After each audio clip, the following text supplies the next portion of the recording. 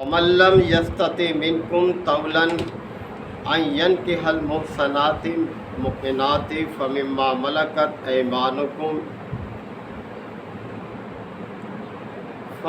ملکت ایمانکم من فتیاتکم المؤمنات واللہ عالم بایمانکم بعضکم من بعض فانکحوہن بإذن اہلہن وآتوہن اجورہن بالمعروف محصنات غیر مصافحات ولا متخذات اخدان فإذا أحسن فإن آتينا بفاحشة فعليهن نصف ما على المحسنات من العذاب ذلك لمن خشي العنة منكم وأن تصبروا خير لكم والله غفور رحيم یرید اللہ لیبین لکم ویہدیکم سنن الذین من قبلکم ویتوب علیکم واللہ علیم حکیم صدق اللہ مولانا العظیم۔ رات سورہ نساء کے یہ چوتھے اور پانچویں رکوع کی آیات ہیں۔ سورہ نساء مختلف خطبات پر مشتمل ہے جو مختلف اوقات میں نازل ہوئے۔ یہ پہلا حصہ یہاں ان آیات پر مکمل ہو رہا ہے جو غزوہ احد کے بعد نازل ہوا تھا، اور اس میں اللہ تعالیٰ نے وراثت کی تقسیم اور نکاح کے حوالے سے اہل ایمان کو ہدایات دی ہیں، کیونکہ اس غزوہ میں بہت سے اہل ایمان شہید ہوئے، ان کی وراثت کا مسئلہ پیدا ہوا، تو اللہ تعالیٰ نے یہ ہدایات دی۔ انسان کے اندر اللہ تعالیٰ نے مختلف قسم کی صلاحیتیں رکھی ہیں، اس میں رجحانات ہیں، اس کی ضرورتیں ہیں، ان میں سے ایک اس کی شہوت کی تسکین بھی ہے، اور اس کے لیے ایک جائز طریقہ رکھا ہے۔ لیکن بعض حالات میں ایسا ہوتا ہے کہ کسی مومن کے لیے رشتہ ملنا مشکل ہو جاتا ہے، اس کے حالات ایسے تنگ ہوتے ہیں کہ کوئی دینے کے لیے تیار نہیں ہوتا ہے، کوئی خاندانی رشتہ اسے نہیں ملتا ہے، تو اللہ تعالیٰ نے ایسی صورتحال میں یہاں ہدایت دی ہے۔ فرمایا کہ وَمَن لَّمْ يَسْتَطِعْ مِنكُمْ طَوْلًا أَن يَنكِحَ الْمُحْصَنَاتِ الْمُؤْمِنَاتِ، اور تم میں سے جو لوگ یہ استطاعت اور قدرت نہ رکھتے ہوں کہ کسی محسنہ سے نکاح کر سکے۔ محسنہ سواد کے ساتھ ہے، ایسی عورت کو کہتے ہیں جو خاندان کی حفاظت میں ہوتی ہے، جو محصور ہوتی ہے، خاندانی عورت، یعنی جس کا باپ ہے، ماں ہے، بھائی ہے، یعنی اس حفاظت میں ہے۔ تو جو شخص تم میں سے کوئی یہ استطاعت اور قدرت نہ رکھتا ہو کہ کسی خاندانی عورت سے نکاح کر سکے جو مومن ہو، فَمِمَّا مَلَكَتْ أَيْمَانُكُمْ مِنْ فَتَيَاتِكُمُ الْمُؤْمِنَاتِ، تو اسے چاہیے کہ پھر کسی لونڈی سے نکاح کر لے جو مومن ہو۔ تو یہ اللہ تعالیٰ نے ایک راستہ دیا ہے کہ کسی ایسی ملک یمین کی عورت سے شادی کر لے، اس سے نکاح کر لے کہ جو اسے آسانی سے میسر آ سکتی ہے۔ واللہ عالم بایمانکم، اللہ تعالیٰ تمہارے ایمان کی کیفیت کو خوب جانتا ہے، یعنی شہوت انسان کی ایک ضرورت ہے اور وہ اس کے ایمان کو بھی ڈگمگا دیتی ہے بعض اوقات، لیکن ایمان کی حفاظت سب سے برتر چیز ہے۔ تو اس کے لیے یہ ہے کہ اگر کوئی آزاد خاندانی عورت سے تمہیں نکاح کی قدرت حاصل نہیں ہے، اس کی استطاعت نہیں ہے، کوئی مشکل پیش آ رہی ہے، تو پھر کسی لونڈی سے نکاح کر لیا جائے۔ اور فرمایا کہ بعضکم من بعض، آخر تم سب ایک ہی گروہ کے لوگ ہو۔ یہ جو فرق ہے، یہ جو اونچ نیچ ہے، یہ تو اللہ کی حکمت کے تحت ہے کہ کوئی امیر ہے، کوئی غریب ہے، کوئی خاندان میں اپنے آپ کو برتر سمجھتا ہے، کوئی کمتر ہے،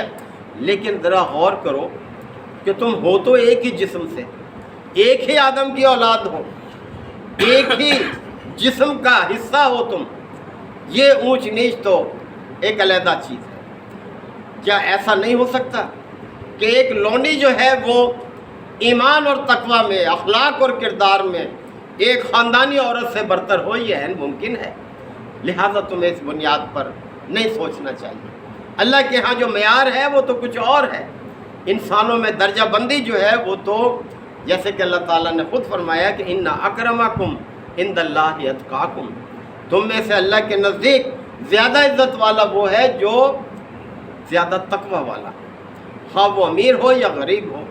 کوئی آزاد ہو یا غلام ہو، اللہ کے نزدیک تو تقوی ہے معیار انسانوں کی۔ تو اس لیے فرمایا کہ بعضکم من بعض، تم ایک دوسرے کے حصے ہو، تم ایک ہی گروہ کے لوگ ہو۔ فَانْكِحُوا بِإِذْنِ أَهْلِهِنَّ، پس تم ان کے مالکوں کی اجازت سے ان سے نکاح کرو، یعنی لونڈیوں کے ساتھ ان کے جن کی ملک یمین میں ہیں وہ، تو ان کی اجازت سے تم نکاح کر لو ان کے ساتھ۔ وَآتُوهُنَّ أُجُورَهُنَّ بِالْمَعْرُوفِ، اور ان کے جو مہر ہیں معروف طریقے سے وہ ادا کر دو، اس لیے کہ محسنات، کہ وہ پھر محفوظ ہو کر رہیں، یعنی تمہاری ایک شوہر کی حفاظت میں آ جائیں وہ، اور وہ پھر غیر مصافحات، پھر وہ آزاد شہوت رانی کرتی نہ پھریں، یعنی ان کی بھی تو ضرورت ہے شہوت کی تسکین، لہذا جب وہ تمہارے نکاح میں آ جائیں گی تو پھر وہ آزاد شہوت رانی کرتی نہیں پھریں گی۔ ولا متخذات اخدان، اور نہ ہی چوری چھپے آشنائیاں کریں گی وہ، یعنی اس طرح سے معاشرہ محفوظ رہے گا اور تمہاری ضرورت بھی پوری ہو جائے گی، ایک لونڈے کی ضرورت بھی پوری ہو جائے گی۔ تو یہ اللہ تعالیٰ نے اس طرف رہنمائی دی ہے۔ فَإِذَا أُحْسِنَّ،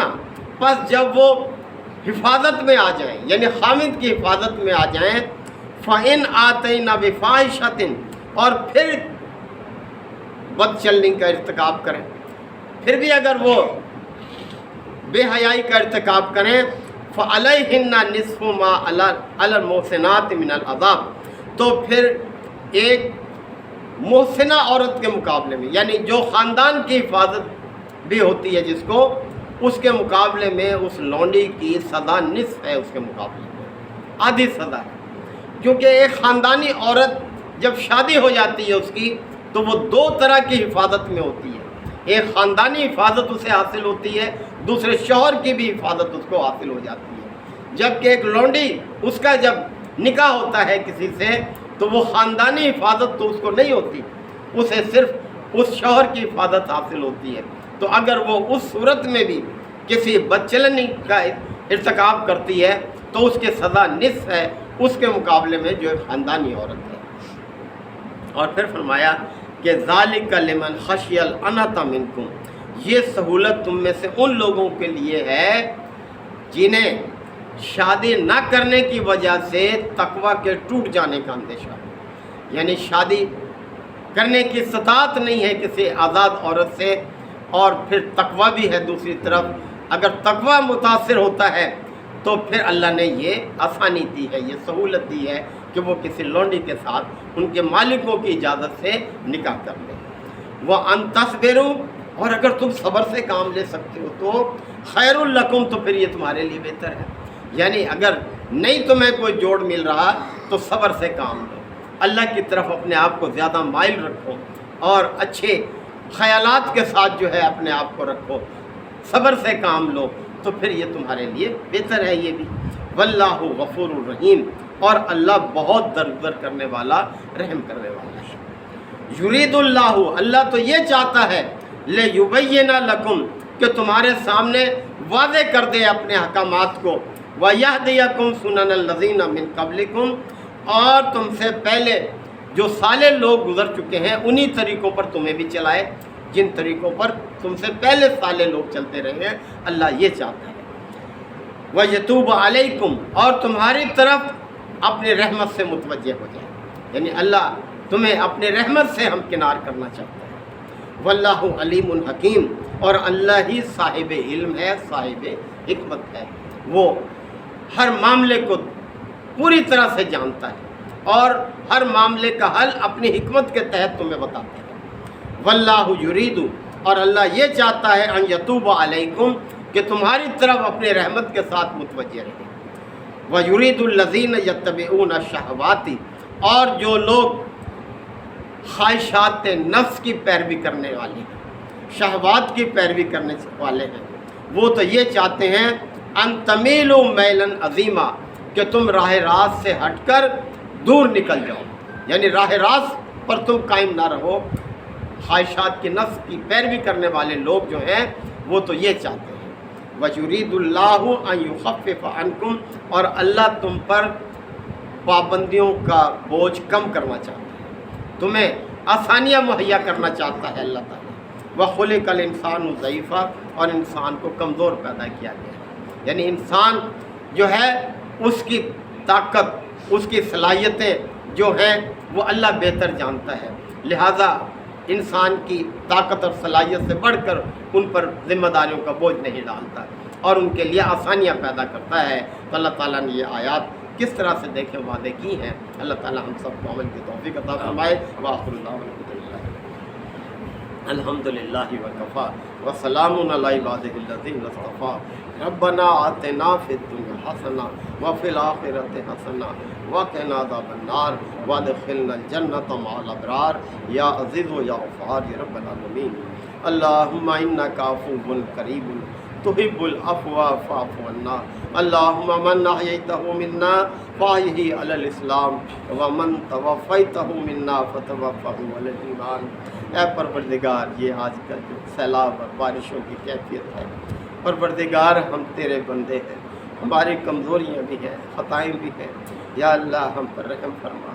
یا اللہ ہماری کمزوریوں کو، خطاؤں کو معاف فرما، یا اللہ اس عذاب سے ہماری حفاظت فرما۔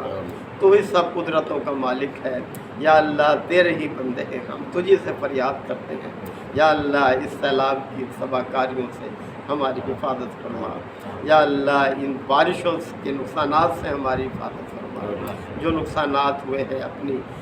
قدرت کاملہ سے ان کو پورا فرما۔ ربنا تقبل منا انک انت السمیع العلیم